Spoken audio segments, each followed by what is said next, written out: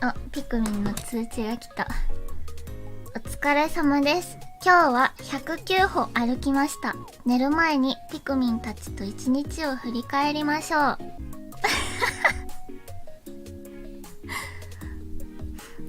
なんで109歩歩いてんじゃんみんな。